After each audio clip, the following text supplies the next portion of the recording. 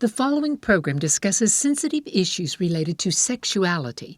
Parents are cautioned this presentation may be too candid for younger audiences.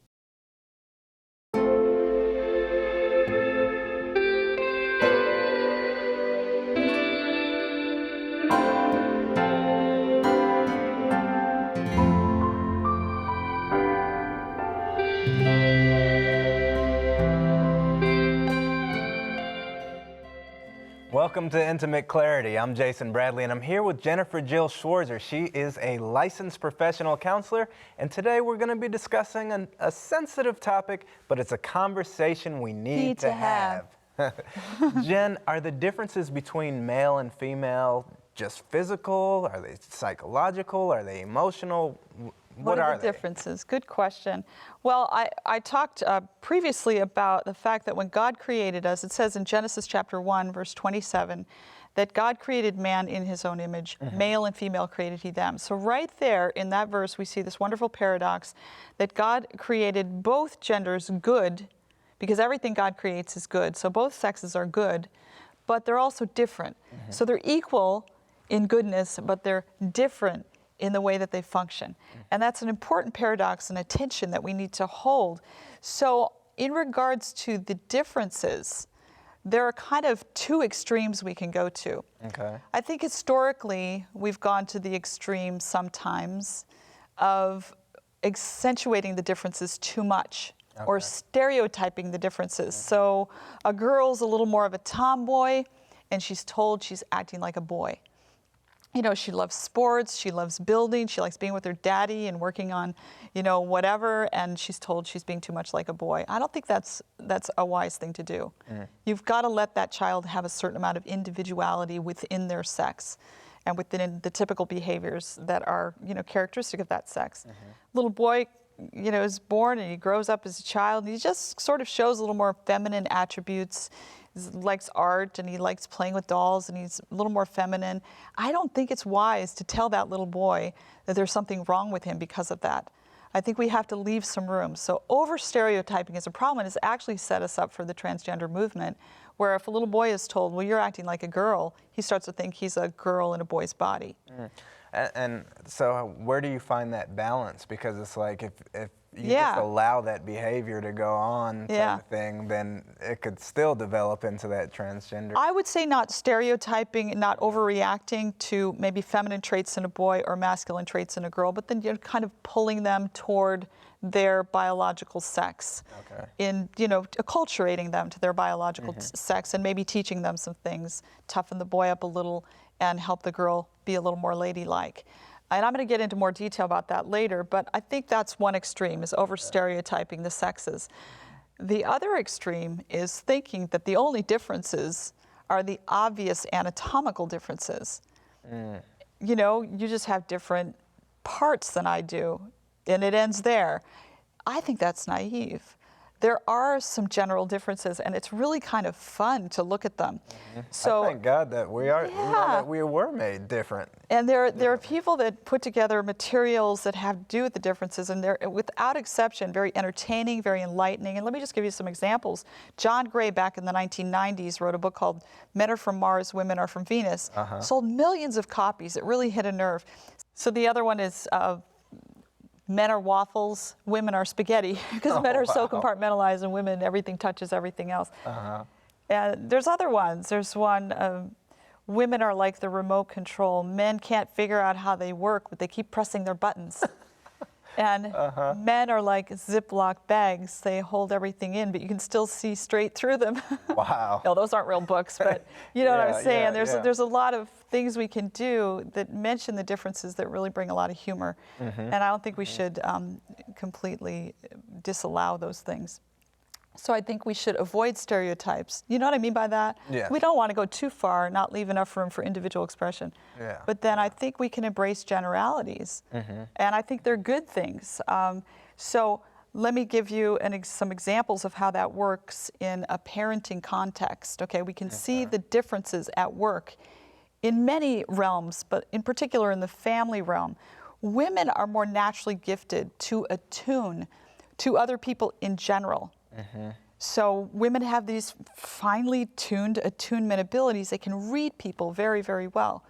A woman's intuition. That's type of right. thing. That's Yeah, right. yeah. They read body language better than men. They read facial expression better than men. This has, by the way, been tested scientifically, and it's come up again and again. Women are just good at reading people and knowing what people need. So which of the mother and father is better set up to try to interpret the needs of a being that can't talk? The mother. That's her little baby, and she does a very good job of figuring out what's wrong and how to help the baby.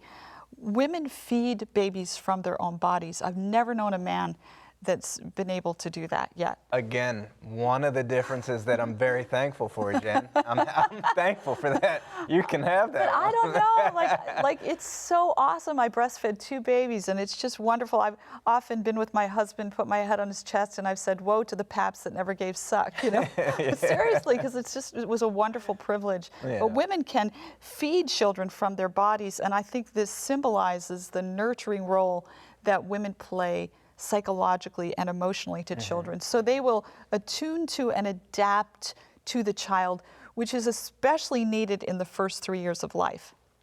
After the first 3 years of life, and I'm talking generalities here again, dad becomes a more prominent figure in that baby's life, in that child's life. Because dad plays a very important role of stretching the child. The mother's going to attune to and adapt to the child. The father is going to stretch the child. So little boy comes to mommy, little Tommy comes, and he's got a skinned knee. And mommy's going to say, "Oh, you have a what?" A boo-boo. Yeah, right. She's going to talk in his language because that's what women do so well. But the dad's going to say, "Oh, you have a skinned knee, let's go fishing." And he's not going to attune to the child as much. He's not going to adapt to the child as much. But he's going to stretch the child. The child needs to be stretched. But the child also needs a parent that is going to connect and adapt to them. So there's that nurturing component, and then there's that toughen up, let's go out and do something else right now. That's right. Component as well. That's right. Yeah, the masculinity. That's right. And each plays their own specific role in the life of that child. And so what we find by and large in the research is that the child does best when he has a biological mother and a biological father in the home while he's growing up. Now, I'm not saying that to hurt anyone's feelings or to diminish the powerful parenting that a single parent or an adoptive parent can do. And God is always working with less than ideal. But I think in all these things, we need to put the ideal where it belongs. And the reality is that God created those differences because they function well in a world where those differences are needed.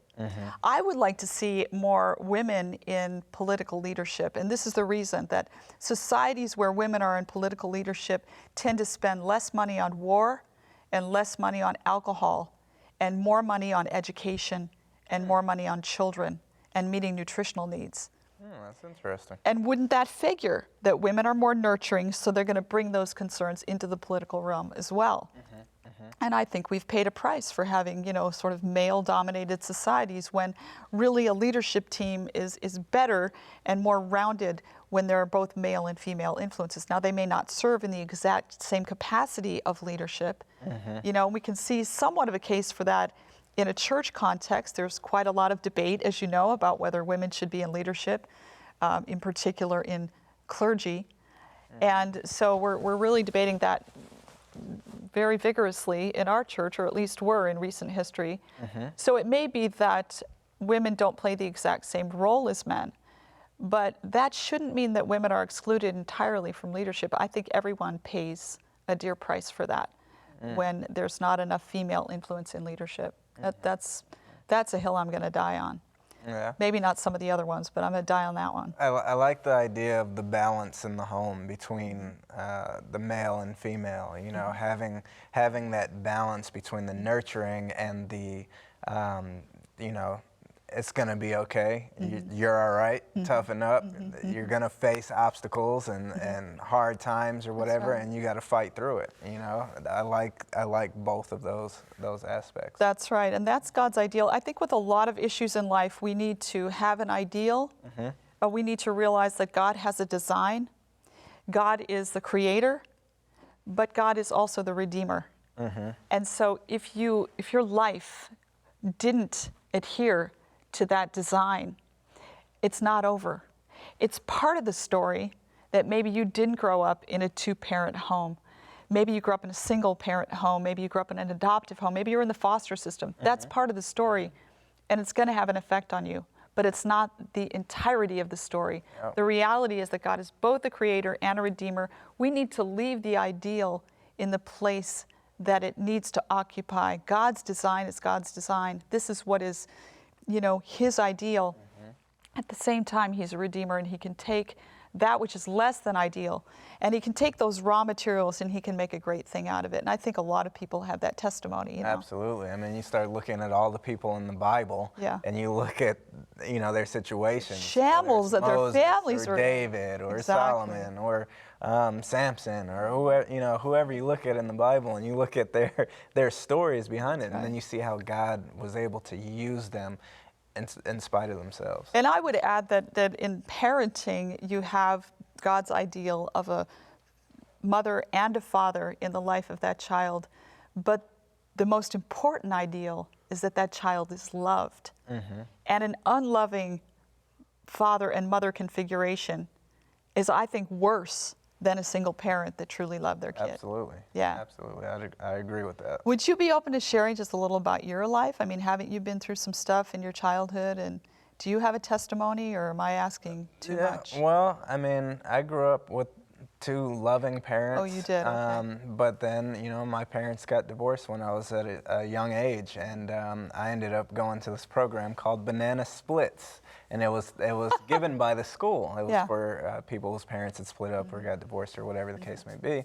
And at first, Banana Splits, that's genius. it was a great name for it, and it was during lunch, so they had food, which is one of my favorites. So I loved it. Of course. But I didn't understand it at first. I didn't understand the whole thing. But as I grew older, one thing that my dad did for me when we ended up moving to Texas that really stood out to me is I was living with my mom. We moved to Texas, and my dad moved to Texas as well to finish raising me. He always wanted to be in my life and be close, and he's always been there for me as a father. Yeah. I mean, he's done an exceptional job, and so I'm so grateful for that. Even though they didn't work out, I didn't there was a workaround. I didn't feel that. Yeah. So we're not putting out this ideal to make people feel like they're doomed if they didn't have that ideal in their life. Because here we are with our broken histories, and God is able to work through that. And I see the love shining through in your story as well. And I love that name, Banana Split. Yeah. Banana Splits, because it removed the stigma from the kid. Absolutely. The kid shouldn't have to feel like a reject because of something that was totally out of his control. And one of the issues that arises in children of divorce is they often blame themselves. They have this sense that they control the world. Kids tend to think that way and think that they're bigger than they really are, and they take the responsibility of their parents' problems onto them. Yeah. So I love that they had that nice name that was kind of uplifting and encouraging. Yes. And they took what was and they helped to redeem the situation. So again, love is the thing that ultimately resonates and forms a person's character and makes them well-adjusted. But God's ideal is the male and female together. Absolutely. Yeah. I mean, when we take a look at God's ideal, you go back to the garden and with diet, with marriage between a man and a woman, the whole thing. Male and female created he them in his image. Parenting team and in the church, we need to have both male and female influence. And we'll all be better off for it when there's that blending. Absolutely. If I show you red and I say it's purple, I'm going to be given an untruth, or blue and saying it's purple, it's not going to be true. If I show you purple, it's a blend of red and blue. Absolutely. Yeah. Man, so much to cover in so little time. I can't believe it. Yeah.